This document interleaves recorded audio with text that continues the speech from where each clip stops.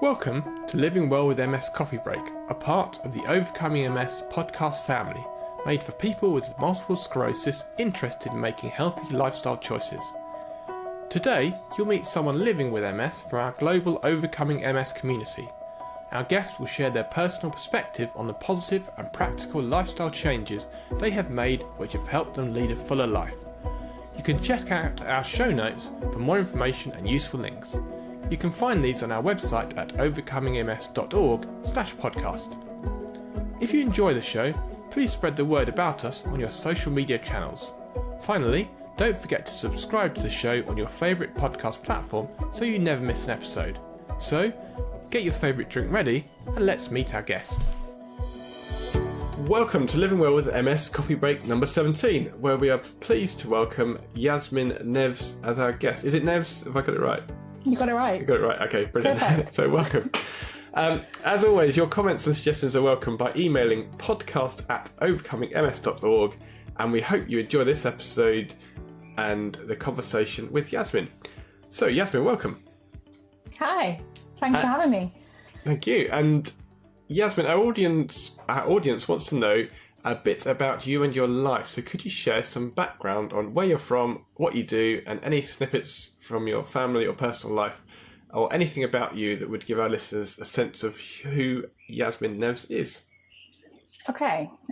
So I live in the Brecon Beacons in South Wales. I live with my husband and my dog and some turkeys and ducks and goats. I think that's it in terms of pets. We live on a small holding, so we've got about 10 acres of land. I've got a number of different jobs in terms of income. I really like variety. So one of my jobs is I'm a HR consultant providing HR support for small businesses. I've also run a lettings agency, and we have a number of our own properties which we manage. And then the rest of my time is spent on the farm trying to be as self-sufficient as possible.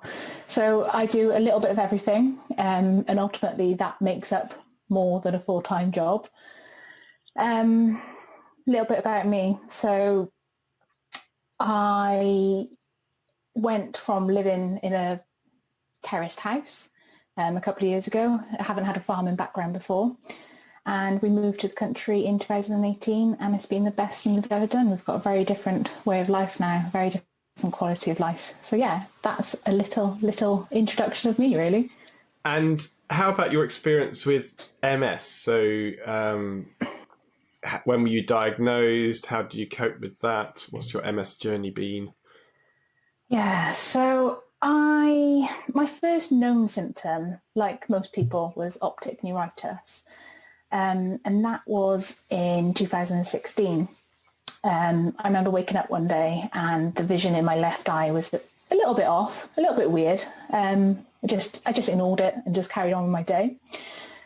I went to work, carried on going to the gym, doing all the things that I was doing back then. And over the period of a couple of days, it slowly got worse. And I remember I got to the point where I was on the phone to my doctor, and they asked if I could see the hand. If I put my hand in front of my face, could I see it? And I couldn't. And I remember panicking a little bit, but thinking, there's probably something in my eye. There's going to be a really logical explanation for this.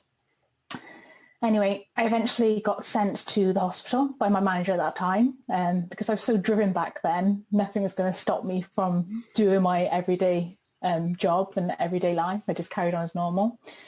But yeah, I was sent to the hospital. I had lots of tests. I know they were initially looking for strokes. There was a cyst on my brain, so they thought it might be that. Stayed in hospital for a week where I had an MRI scan. And the local hospital that I went to, they didn't actually have a neurological ward. So I was put on a gynae ward and kind of just left in the corner and forgotten about. So I discharged myself after a week because I had enough and I wasn't getting anywhere. And I decided it was just a blip. I had steroids, which brought my vision back. So I was just like, do you know what? I'm going to carry on my life. It's going to be fine. I was planning for my wedding, which wasn't a traditional wedding. We literally did everything ourselves. So it was quite a high stress time in my life. We were in the process of buying our first rental property. So I had that going on as well. I had quite a stressful role at the time, quite a big team to manage. So when I think back, I had a lot of stress in my life, but I didn't feel stressed. If you would have asked me at the time, I would have said I was absolutely fine. So I had that period in hospital, then I was discharged, and I just carried on with my life. And to be honest, I just put it to the back of my mind and I didn't think about it. Then I had a follow-up appointment I think it's about 4 months after that initial stay in hospital.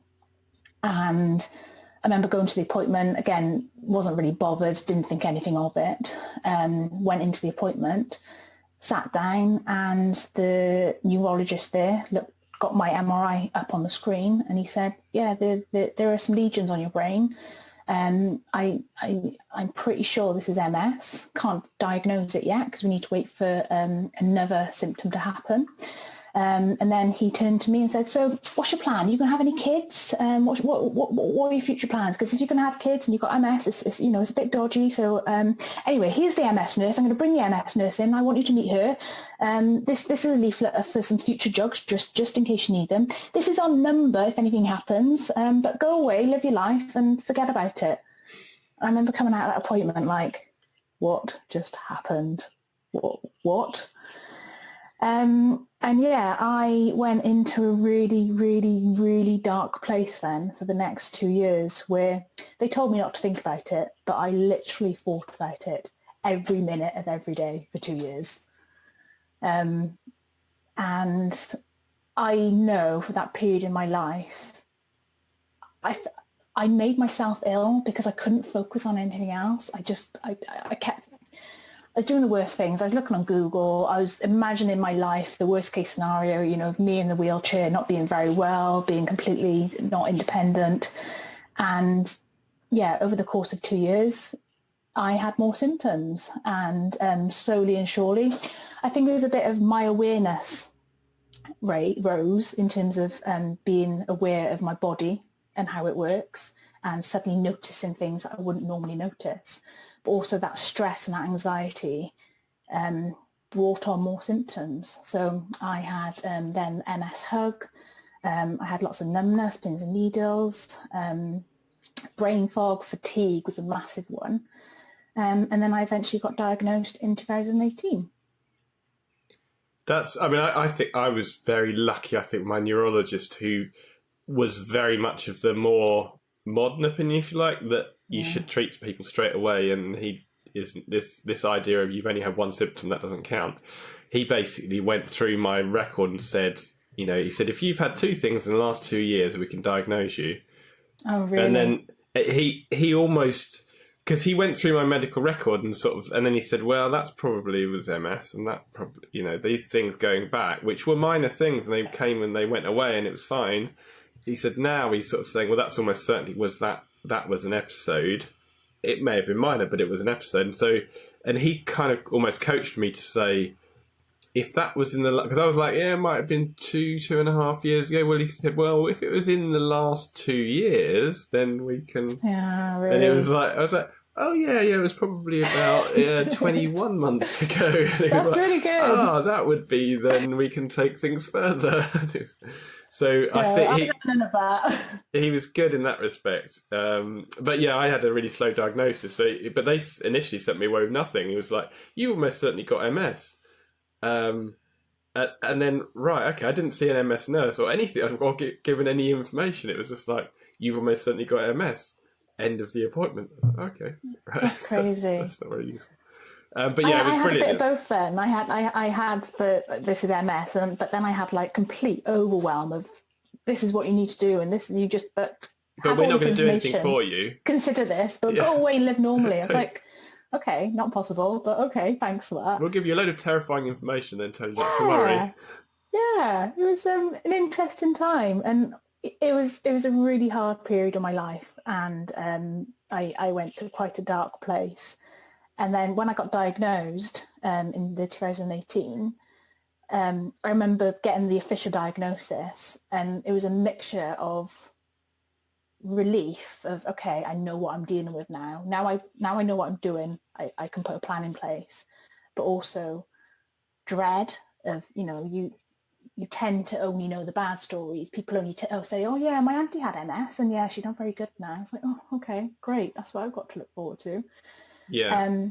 I So mean, yeah, so my father had MS, and he was mobile. I mean, he did die young, but he was mobile till, for his whole life. And I kind of thought he was a complete outlier. So even though I had a family member with MS, I still associated it with only the worst case scenario. I didn't really see. I just thought, oh, he can't have had a proper MS. I mean, it was almost like, even though he's my own dad, I kind of thought there was something unusual about him. And the other thing is, I now know people who are in wheelchairs and they're living perfectly happy lives, and actually, but you're not given that side of it, are you? The general public, as soon as you say MS, they just think it's going to be horrific. It's like, actually, people can have really great lives in wheelchairs, and actually, the majority of people with MS are not in wheelchairs anyway. So there's so much stuff that doesn't make the news. So yeah, and I think it's probably improving. There's more and more people publicly,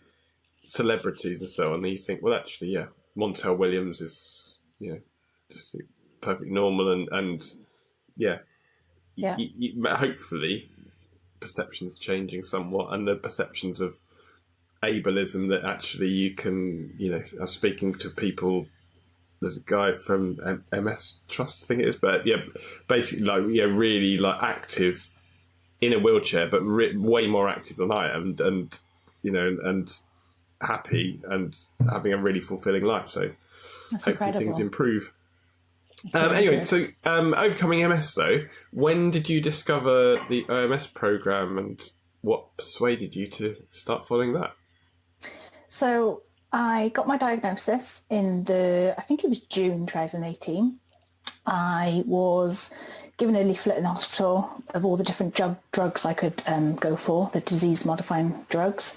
I remember looking at a leaflet, and there was lots of ones crossed out, and the nurse was going, oh, you can't have that one anymore, it's been discontinued, and you can't have this one because of the side effects, you can't do this. And I was like, oh, so but you want me to go on one of these, and it's got these side effects? That's a bit scary.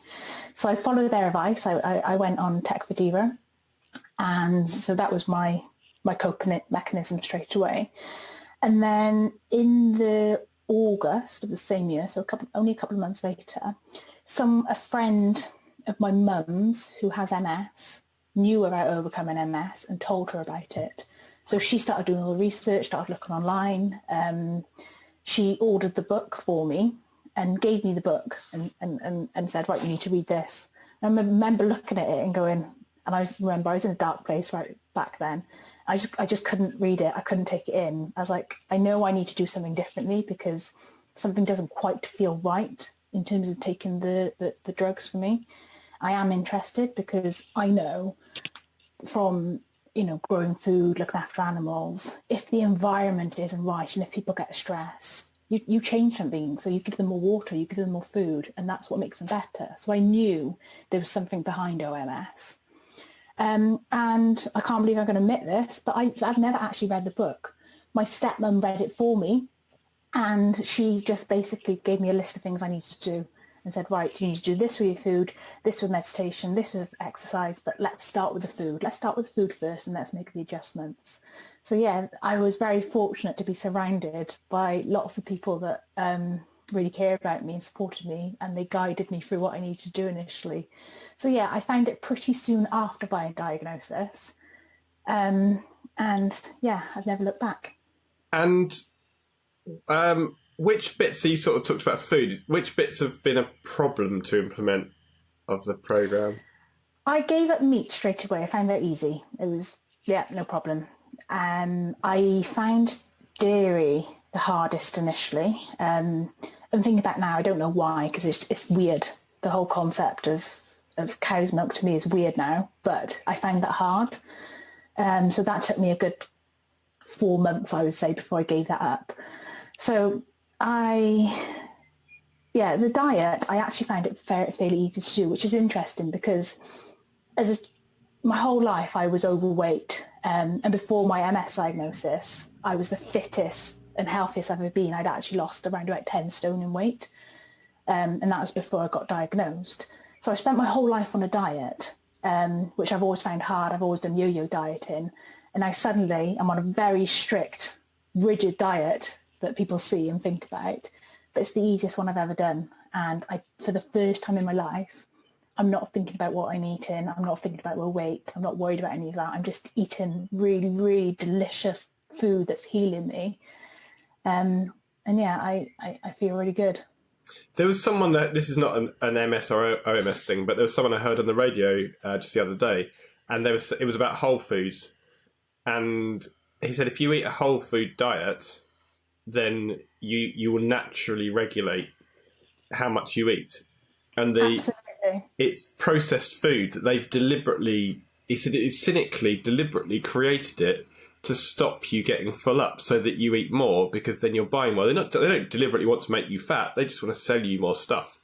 Mm-hmm. So if you eat, and so he wasn't saying it had to be vegan or anything like that. He was just saying if you eat whole foods, you will naturally stop eating at the right time when you're full, and that's basically all you need to do to diet is just stop eating processed food. And there's a lot of logic to that. Amazing. And you're absolutely right. This way of eating is amazing. Not only is it stopping and reversing MS, but it's doing so much more for your overall health and overall fitness as well. And yeah, you're right. I mean, in terms of like my mood as well, I remember before I used to be up and down, and I used to be really hangry when I was ready for my next meal. And I'm not like that anymore. I'm a lot more consistent in my mood and how That's not going to translate to anyone who's not from the...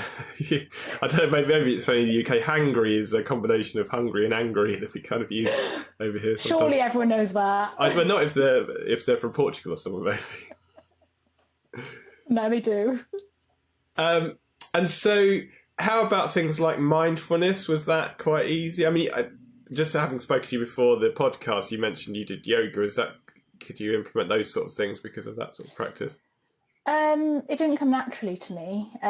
My pre-MS, I was in the rat race. I was very money driven. I was working my way up the corporate ladder. Any sort of mindfulness or meditation or living a mindless life was alien to me. It was like, oh, that's what hippies do that live in the woods. And now I'm that hippie that lives in the woods. I do meditation every single morning. So I'll do at least 30 minutes in the morning. And then if I've got the time, I will do another 30 minutes in the evening. I absolutely love it. It took me a little while to really get into it and really understand the whole point of it, and understanding that it wasn't about, having a mind of complete tranquil serenity. It's about just watching your thoughts and being aware of what's going on there. So that took me a little while. And then I got into yoga. I can't remember how or why, but I absolutely love it. Yoga is just that all-round piece, isn't it? It helps your mind, it helps your body, helps your balance. I think I actually got into it because I read an article about, especially people with MS, it's really important to carry on moving and carry on using your muscles, carry on stretching out your nervous system. So that's what got me into it. And yeah, I absolutely love it. To be honest, yoga ticks a lot of OMS boxes, because if you follow it seriously, then you're supposed to not eat meat, and you're supposed to do mindfulness, and you do physical activity. And so you kind of ticked most of the boxes just by being serious about yoga, it seems. Yeah. And when did you start to see any benefits from following OMS, and what were those? In terms of seeing benefits, it took me quite a while, if I'm honest. And I would say it took me probably a good 2 years to actually start to notice any real significant difference in myself in terms of my MS symptoms. And looking back now, I think it was because, yes, I was doing the diet, and yes, I was doing the meditation and different bits and pieces. But I think what I've come to realise more recently is that I was still quite anxious in terms of everything. I was still quite worried about my future, and I needed to let go some of that old rubbish and some of the old limiting beliefs and some of that my old mindset of still being driven. So even though I was doing all these things, if I didn't meditate and if I didn't do yoga and I didn't eat perfectly, I was still quite on this rigid, anxious, tensed up person. And I've learned more recently to be a lot relaxed, and that has helped. I have found my emotions and my stress impacts my MS more than anything else. As soon as I get stressed, it impacts me. as soon as I, something bad happens, on the farm or in work, it impacts my fatigue. But even positive emotions, even when I get really excited or happy, it really drains me. So what I've actually learned in more recent times is just to have a more even keel of emotions and stress and just allow myself to live a more free life and just be more content. And that's how I've noticed that some of the biggest benefits. I certainly agree with the stress. The stress is the one that has an instant effect. So I think exercise, I can exercise as much as I want this week. It's not going to have any effect next weekend. You know, it takes months to get fitter. It takes months for the diet to have any effect. But stress, it takes, I was going to say minutes, probably even seconds. If I get stressed out, then I notice effects. I can sense it physically sense it straight away. And I think it's one of those things that people in life, but also some of the people in the MS community, they don't give it enough consideration. They don't put enough emphasis on it. And we need to do more in terms of making sure that our lives are as stress-free as possible. But not only stress-free, because obviously you can't stop stress from happening, but it's our ability to handle that stress and having different techniques and coping mechanisms to deal with those stressful situations and to handle them differently. And that's what's really worked for me. There was one, just as an aside, Alex Sirigotis, who was an early guest on the podcast, and he said that he started using a meditation app, and he got to a point where you got this sort of streak of so many days of meditating, and he started to stress about missing a day of meditating, and he realised actually that he started to deliberately miss days, because otherwise he started to stress himself out about getting enough of a long streak on meditating. It's like, you really shouldn't get stressed about meditating. It's right though. No, I've been there, and I remember I was trying to get to 100 days, and then there was like on day 98 I missed it, and I was like really angry with myself. And no, I don't do that anymore. That's not me. Life's too short. So he said he deliberately takes breaks to avoid. I like that. Getting to I that. probably need to do that. Yeah, so bizarrely not meditating was actually a positive thing. Yes, no, I love that. So you're a valuable member of the OMS community, and you're part of the OMS Circle in Cardiff. So what has that experience been like? Oh, the OMS Circle in Cardiff, that is one of the best things that happened to me after my diagnosis. Everyone in our circle, we're all very different, but we've got similar values. We're quite like-minded. We all obviously want to live our best lives as well as possible. And the support that circle has given me, I can't put into words. Some of the things they've done for me secretly is amazing. They're just a really nice group of people.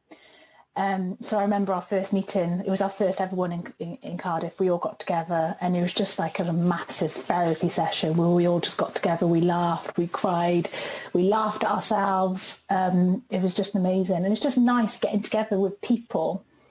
Although we're all different, we've got different journeys, and we're on different journeys, we've got a real deep understanding of what each other are going through, and that connection and that community is really important. We're a very active group. We've got a WhatsApp group which is quite often pinging off every single day. If someone's having a bad day, we'll lift each other up and support each other.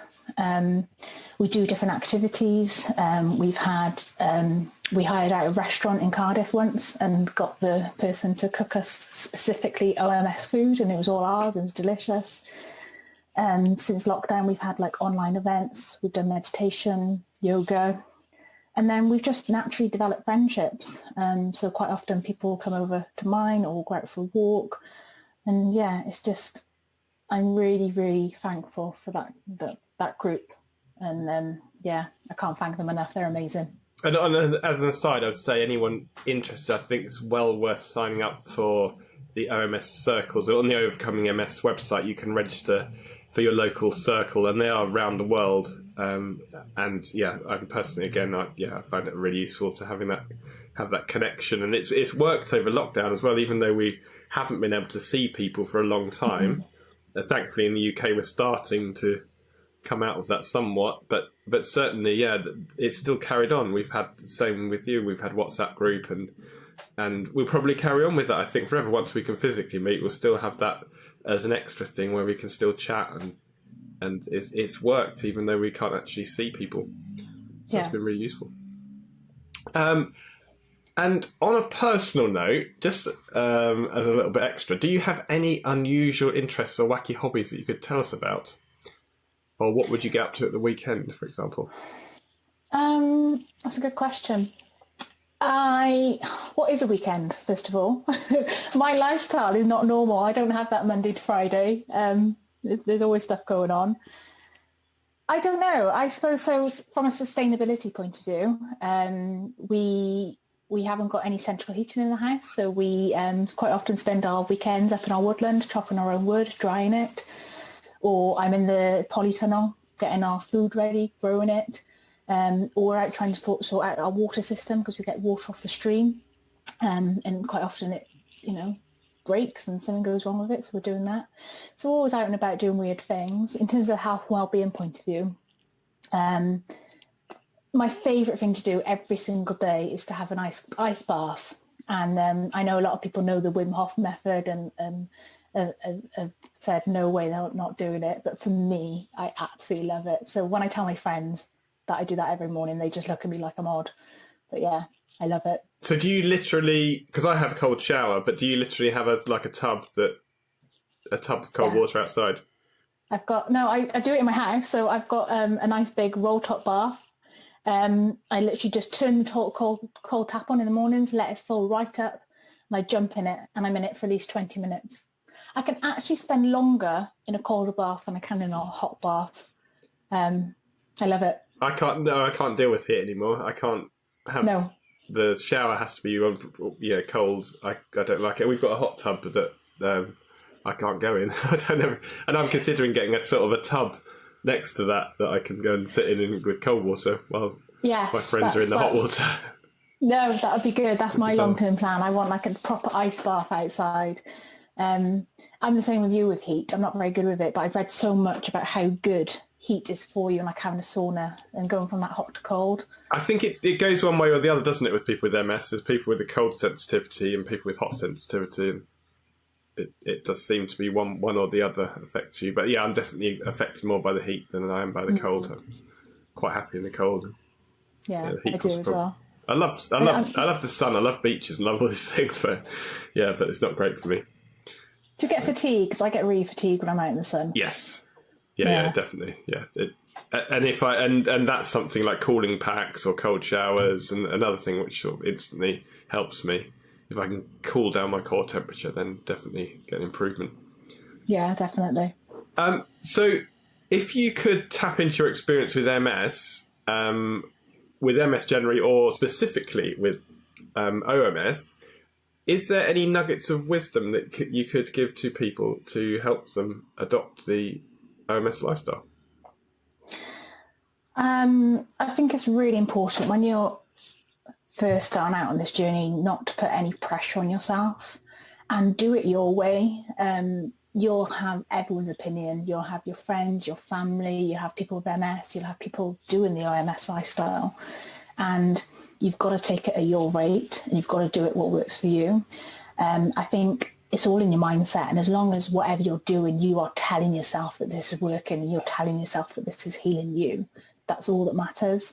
And if you don't adopt things as quickly as everyone else does, that's absolutely fine. As long as you're making small changes, that's fantastic, and it's all going to help. So don't compare yourself to anyone else, because you're your own person, you've got your own journey, you've got your own health issues, you've got your own symptoms. So you've got to do what's right for you and just block out all the noise from everywhere else. But in the same breath, get the support that people are offering you. It's really important that you don't do this on your own, because there's a lot to take in. And yeah, if you can find a local circle, that would be amazing. But just reach out and ask for support. And with that, thank you very much for joining us, Yasmin Neves. And to our listeners, I'd like to encourage you to tune in on June the 9th for the Joys of Volunteering with Hannah Javorkova, which I hope I've pronounced correctly, And I'd encourage you to subscribe to the podcast to not miss any episodes. And previous episodes, you can catch up with any episodes on the Overcoming MS website or available on your favourite podcast app. And don't be shy, if you like the programme, please leave a review on Apple Podcasts or whatever platform you use. And feel free to share your comments and suggestions by emailing podcast@overcomingms.org. Thank you for listening to this episode of Living Well with MS Coffee Break. Please check out this episode's show notes at overcomingms.org/podcast. You'll find all sorts of useful links and bonus information there. If you would like to be featured in a future Coffee Break episode or have any suggestions, please email us at podcast@overcomingms.org. You can also subscribe to the show on your favourite podcast platform so you never miss an episode. Living Well with MS Coffee Break is kindly supported by a grant from the Happy Charitable Trust. If you would like to support the Overcoming MS charity and help keep our podcast advertising free, you can donate online at overcomingms.org/donate. Thank you for your support. Living Well with MS Coffee Break is produced by Oercoming MS, the world's leading multiple sclerosis healthy lifestyle charity. We are here to help inform, support and empower everyone affected by MS. To find out more and subscribe to our e-newsletter, please visit our website at overcomingms.org. Thanks again for tuning in and see you next time.